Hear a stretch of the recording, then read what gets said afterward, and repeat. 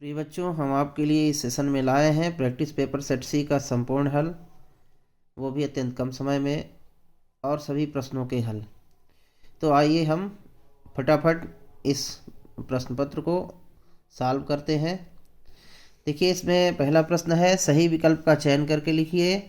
तो इसमें है, आधुनिक काल का आरंभ कब से माना जाता है? तो ये संवत 1900 ईस्वी से माना जाता है। ये आधुनिक काल का जो है आरंभ है। हम हिंदी पद्य साहित्य को 4 भागों में बांटा गया है: आदिकाल, भक्तिकाल, रीतिकाल और आधुनिक काल।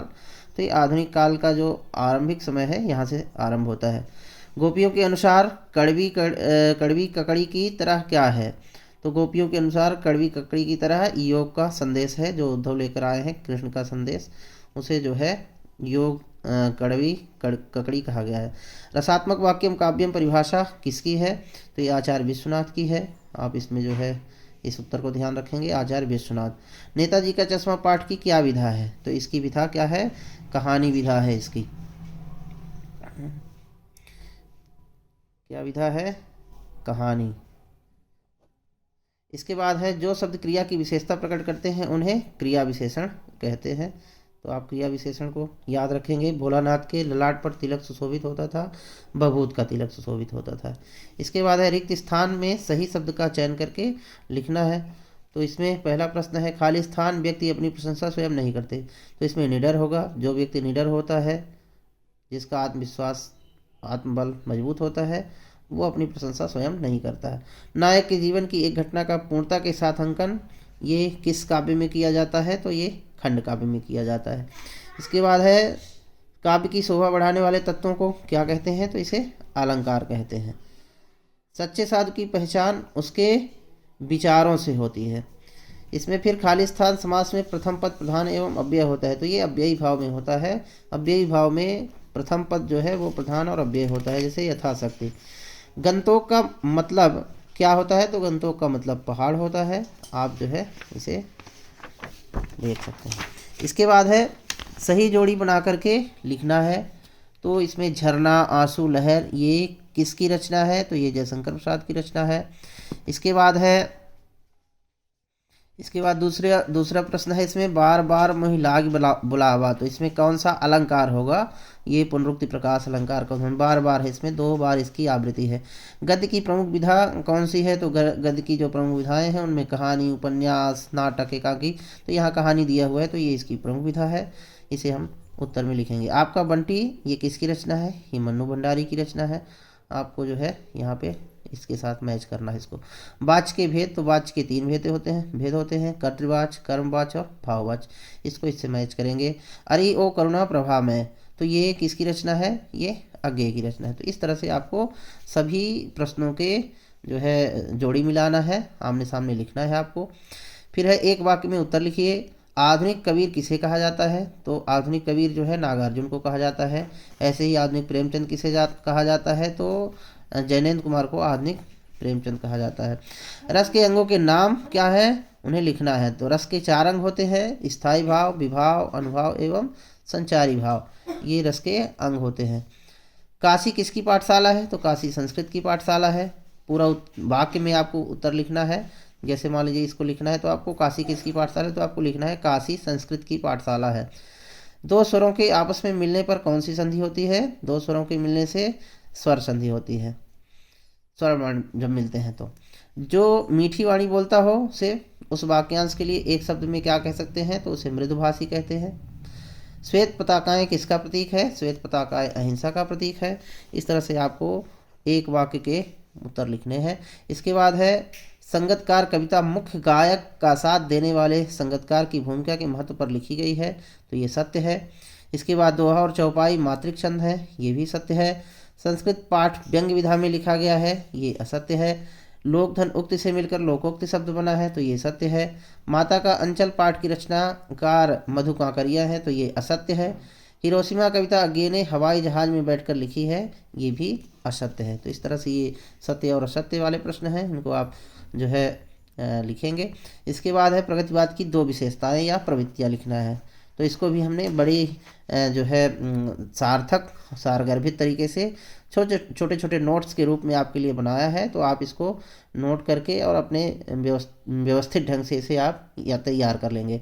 जैसे मैं इसका जो है प्रगतिवाद की प्रमुख प्रवृत्तियों में से पहला क्या है, शोषक वर्ग के प्रति विद्रोह की भावना है इस जो है बात इस युग की कविताओं में।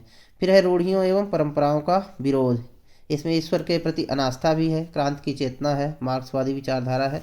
तो ये सब जो है, लेकिन 2 लिखना है आपको, तो ये लिख लीजिएगा। इसके बाद नई कविता के 2 कवियों के नाम एवं उनकी एक एक रचना का नाम लिखना है। तो नई कविता में भवानी प्रसाद मिश्र हो गए, इनकी कविता गीत फरोश। दुष्यंत कुमार, इनकी कविता हो गई साय में धूप।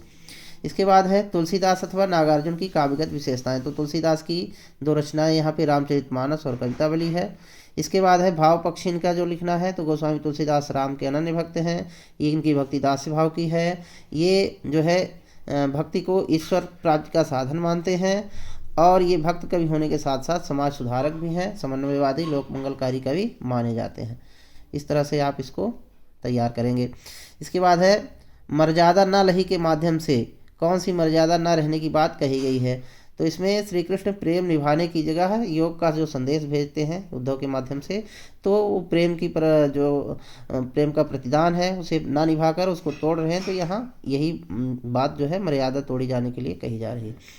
इसके बाद है परशुराम के क्रोध करने पर लक्ष्मण ने धनुष टूट जाने के लिए कौन कौन से तर्क दिए। तो क्या तर्क दिए कि धनुष अत्यंत पुराना था, कमज़ोर था, वो अत्यंत जीर्ण शीर्ण वह कमज़ोर था, अतः राम के छूने मात्र से ही वो टूट गया, उसमें राम का दोष नहीं है। स्मृति को पाथेय बनाने से कवि प्रसाद का क्या तात्पर्य है। तो ये स्मृति जो है जी, कवि जीवन की मधुर स्मृतियों को अपना संबल मानता है, वह अपनी स्मृतियों के सहारे जीवन जी रहा है, ऐसे में वह स्मृतियों को ही जीवन पथ का पाथेय मानता है। तो इस तरह से आप इसे तैयार करेंगे। इसके बाद है कविता का शीर्षक उत्साह क्यों रखा गया है। तो कवि बुझे हुए अनमने एवं व्याकुल मन के लोगों के लिए उनमें उत्साह का संचार भरने के लिए वो इस कविता का नाम शीर्षक जो है उत्साह रखा है। इसके बाद है प्रबंध काव्य की परिभाषा एवं उनके प्रकार लिखे।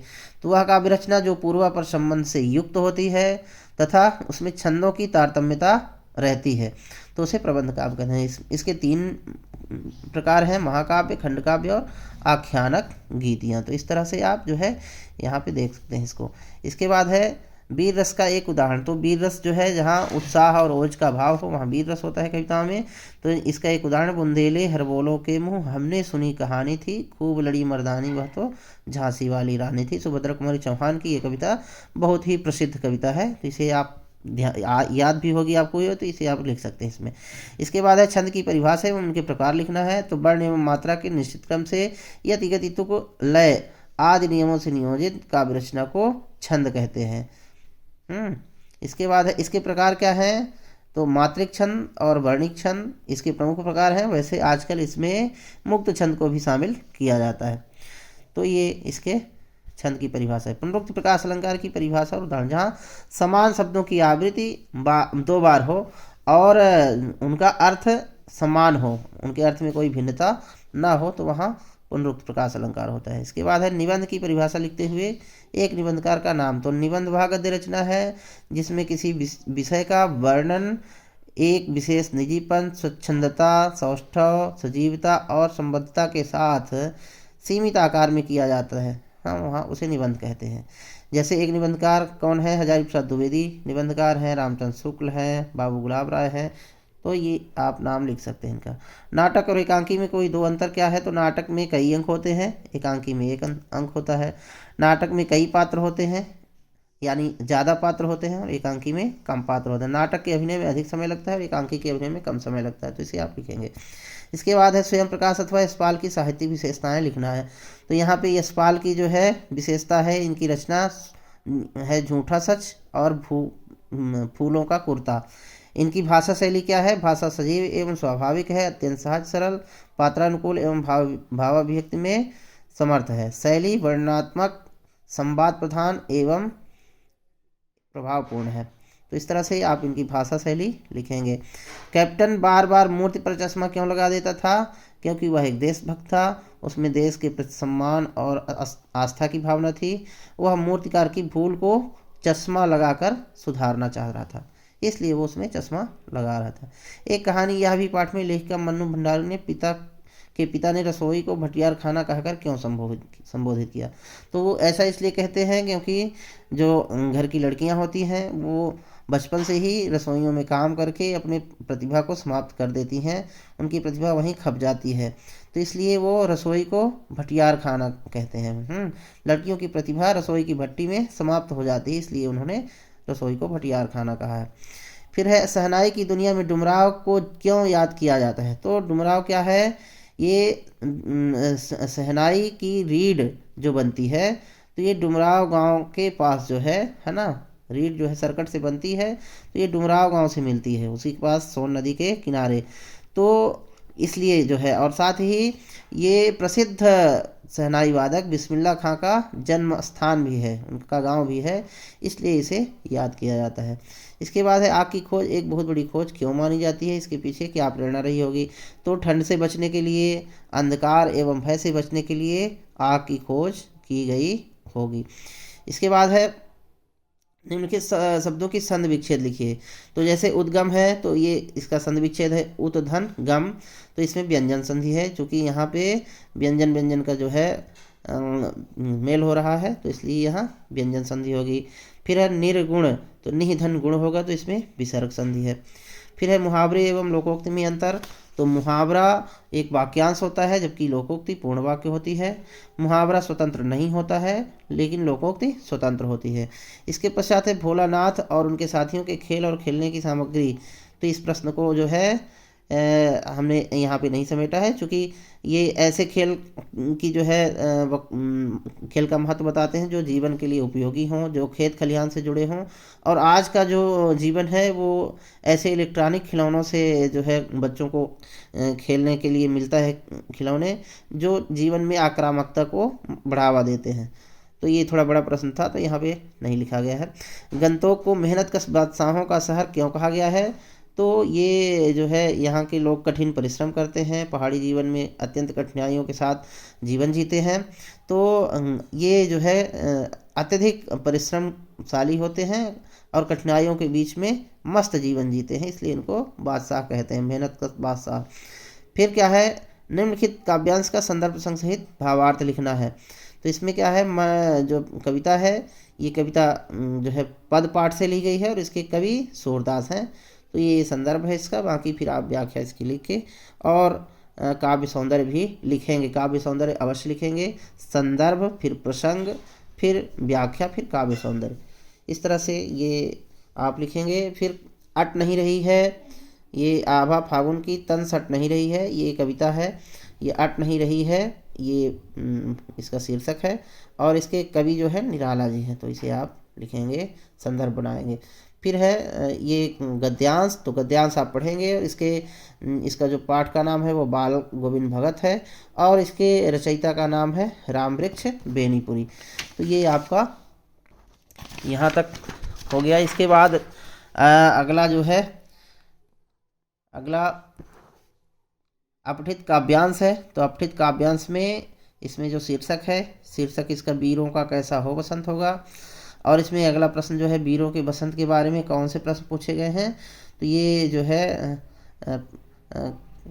बसंत के बारे में कौन कौन से प्रश्न पूछे गए हैं? तो दिग दिगंत कैसा हो उनका, प्राची पश्चिम नभ, ये सब जो है, ये सब कैसे हों, इनके बारे में बताया गया है। इसके बाद देशभक्त वीरों के मनोभावों को व्यक्त करते हुए उनके उत्साह एवं क्रांति चेतना का वर्णन किया गया है, ये इसका सारांश होगा। इसके बाद ये जो है अगला गद्यांश का शीर्षक, तो इसमें संस्कृति का स्वरूप जो है इसका शीर्षक होगा। इसमें जो उच्च संस्कृत की उपजाऊ भूमि कौन सी है कहा गया है? तो इसमें उच्च संस्कृत की उपजाऊ भूमि क्या है? पूर्व और नूतन का जहाँ मेल होता है वही उच्च संस्कृत की उपजाऊ भूमि है। फिर इसका सारांश, तो सारांश में क्या है? परंपरा एवं आधुनिकता को समन्वित कर जीवन में आगे बढ़ने की बात इसमें कही गई है। तो इसी को आप सारांश के रूप में पंक्तियों का अध्ययन करते हुए एक दो लाइन और लिख के पूरा करेंगे। इसके बाद आपको लिखना है अपने प्राचार्य को विद्यालय के प्राचार्य को बुक बैंक से पुस्तक दिलाने के लिए। तो इसका जो है आपको लिखना है बड़े सारगर्भित ढंग से और बड़े ही अच्छे तरीके से आपको यहाँ बताया जा रहा है कि सेवा में श्रीमान प्राचार्य महोदय, अपने विद्यालय का जो भी विद्यालय का खागा है ना, आप विद्यालय का परिचय नहीं देंगे परीक्षा में, केवल ऐसे लिखना है। अब जिला कोई भी लिखेंगे। फिर विषय बुक बैंक के पुस्तकें, या इसमें यदि प्रश्न में रहता है किसी विद्यालय का नाम और तो उसके हिसाब से आप लिख सकते हैं। फिर इसमें जो है विषय लिखेंगे बुक बैंक से पुस्तक प्राप्त करने के लिए प्रार्थना पत्र। महोदय, निवेदन है कि मैं कक्षा 10वीं का छात्र हूं। मेरे परिवार की आर्थिक स्थिति दयनीय है। मेरे पिताजी एक छोटे से किसान हैं। उनकी आय का संपूर्ण हिस्सा परिवार के भरण पोषण में ही खर्च हो जाता है। इस कारण मैं अपने लिए पुस्तकें भी नहीं खरीद पाता हूं। अतः आपसे विनम्र अनुरोध है कि मुझे विद्यालय की बुक बैंक से पुस्तकें दिलाने की कृपा करें, जिससे मैं अपनी पढ़ाई आगे भी जारी रख सकूँ। मैंने पिछले वर्ष अपनी कक्षा में प्रथम स्थान प्राप्त किया था। धन्यवाद। आपका आज्ञाकारी से सिक्का खागा। तो इस तरह से ये आप जो है पत्र लिखेंगे। तो ये आपका पूरा पूरा प्रश्न पत्र कवर हो जाता है। यहाँ पर आप कोई भी एक निबंध लिखेंगे, विद्यार्थी जीवन में अनुशासन चाहे लिखें। तो ये आपका पूरा प्रश्न पत्र कवर हो जाता है अत्यंत कम समय में।